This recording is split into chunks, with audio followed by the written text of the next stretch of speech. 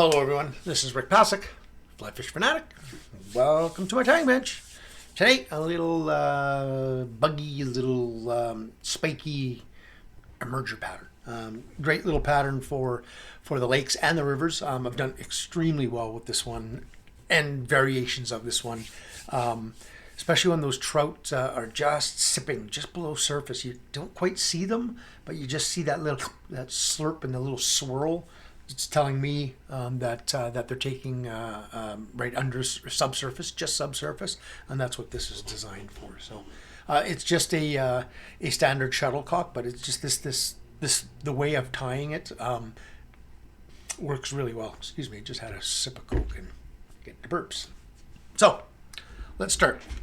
In the vise today, we have a Hends BL334, size 12. I'm going to be using some Semperfli mirror pearl,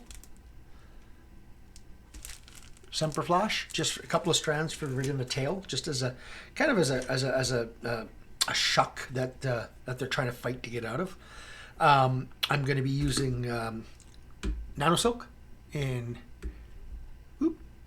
olive green. I'm going to be using some Hends body material. It's just a stretch floss, whatever brand you like, stretch floss. Just try to match as close as you can to the color of the dubbing that you're doing. This is not for a standout, it's more just for segmentation. It's all it's for, right? So for the body, I'm going to be using some Hends hard dubbing, and I'm going to be using this one right here, which is the number 11 right there. Yeah, that one, number 11. Okay.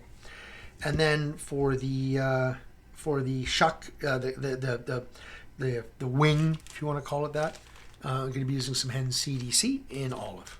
Okay, it's a fairly simple pattern.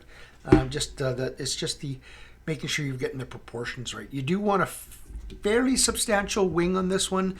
It just helps for the floating portion of it. It's not that the wing actually gets seen. It's more for the floating portion of this. Now, if you want it to be a bit more visible, you can use a brighter color, CDC, like a yellow or something like that, just to make it as almost like an indicator. But I prefer staying with a more natural. So I'm going to come around the corner a little bit, and then I'm going to open wraps, come back. I've taken 2 strands of my pearl flash, and I'm actually going to make it into 4. So just like so, just folded it over, and I'm going to cut it because I don't need the whole thing. So now I just want it in 4. So I'm just going to cut it about like that, tie it in, and just make sure it just stays nicely on the fly. And I'm just going to come right around that corner. I want this kind of hanging with the hook curve. See how that kind of is laying right down with the hook curve. I'm just going to cut that off. Don't need that. You can keep that for the next one if you want. And that's obviously way too long. I don't want this very long. Just going to grab all of them and cut them about there. Like I said, it's just a hint of a little, like it's a shuck that the chironomid or mayfly is trying to get out of, and it's stuck in it. So take a little bit of the Hends stretch body material here. I'm going to go open wraps all the way back up again to about there, because that's about where I want my, let's call it a thorax section to begin. So I'm going to a couple of tight turns, and then I'm going to really give this a stretch, and just in open turns come back. The reason I'm giving this a really good stretch is because I don't want to build up any body size. It really doesn't matter with this one as much because, like I said, it's a hairy, spiky one.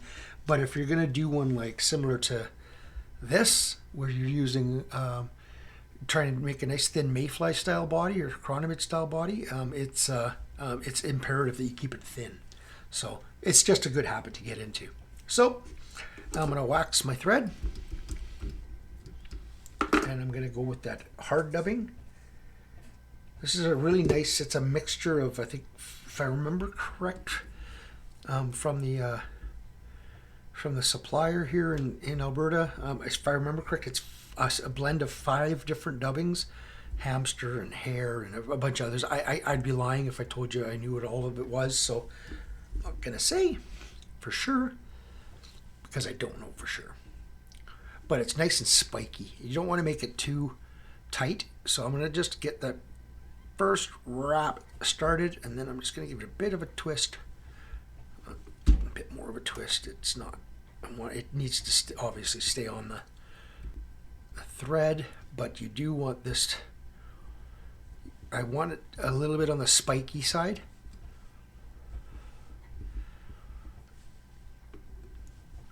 So as I come around, I'm just giving it a bit of a twist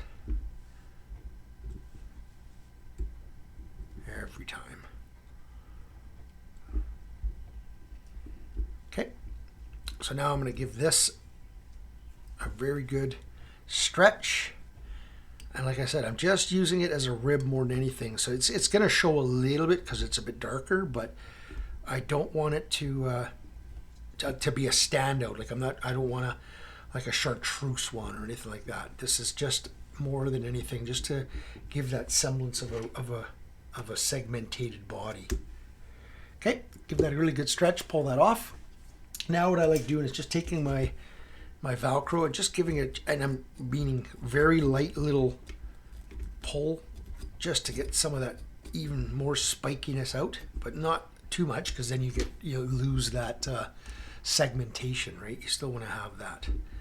Okay, now I'm going to come back to where I stopped, right about there, and I'm going to take 3 to 4 feathers of that CDC. Now it all depends on the feathers that you're able to get out of your package, the quality of your feathers, how many you end up using here. Let's see. I got 3 little guys here. Let's see if that'll do, if I can tie it right in. Yeah, I can. So I'm going to come back, tie that right tight up against where I stopped with that body, and I go in front of it. Okay.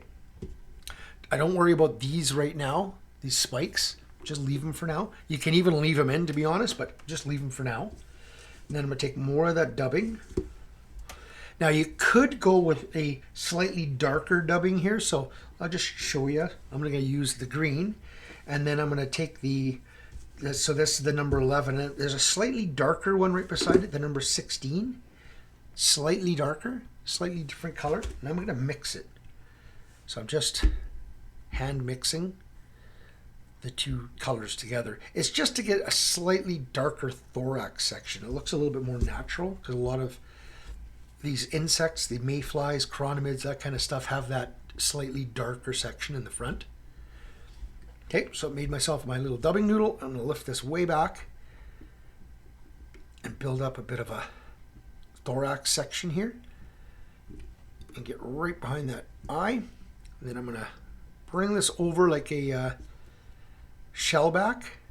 Just get a loose wrap and then make sure it's centered on top, and tighten it and tighten it, tighten it. Make sure it's sitting right on top there.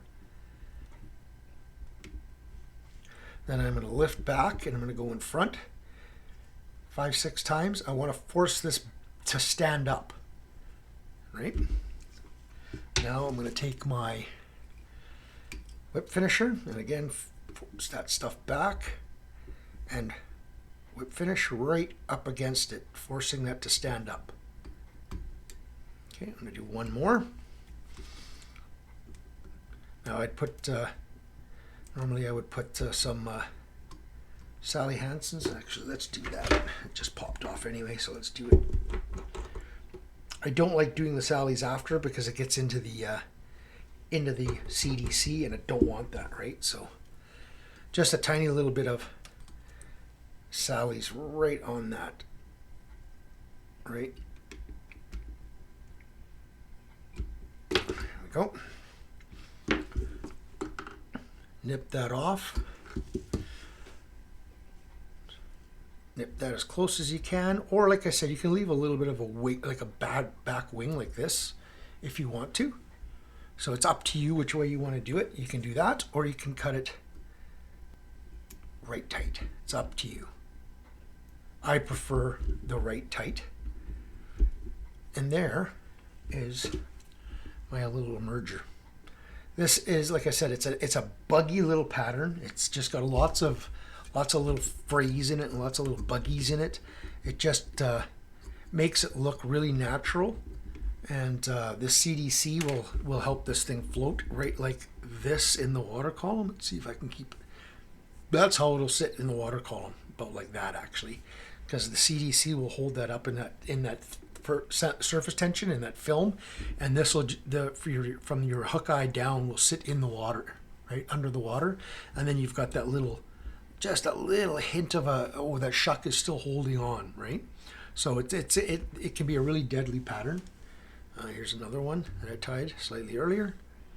Again, buggy, right? And then you can change it up, and you can, like I said, you can go to more of a segmented body like that, or you can go with the traditional mace fly style with a real tight little body, which you're using these sticky back type material, synthetic material that'll give you a really nice segmented little body. But the one that I've had the best success with, and the one that I find it just looks buggier and it acts better, is this one here.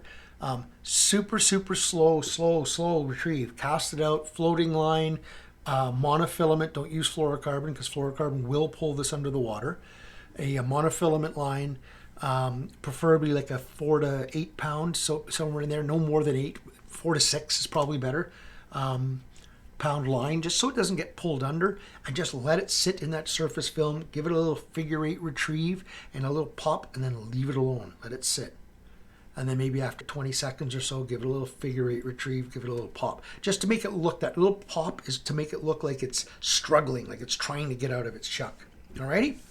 So, I hope you guys enjoyed that one. Like I said, this is a really fun little pattern to tie and a really fun pattern to fish, especially when they're slurping just below the surface. These emerger style patterns can be absolutely deadly. So, alrighty. Hope you guys enjoyed that one. If you've subscribed, thank you. If you have not, please consider doing so. We've surpassed 2,500 subscribers now. So I'm going to have a little, I think we have at least, or if not, we're darn close. So I'm going to have a nice mini giveaway for that. And that will be, it's over there, but it'll be a copy of the Osprey Fly Box book. So that'll be coming up with this, when this fly goes live. So all you guys have to do is make sure you're subscribed. I want you to tag a friend and get them to come over and subscribe if they'd like. But I need you to subscribe, tag a friend, and make a comment on this pattern. So on this video that you're watching right now, make sure you make a comment on the end. And if you've made a comment and you've subscribed, you will be eligible for the draw for the Osprey Fly Box book. Alrighty? Ta-da!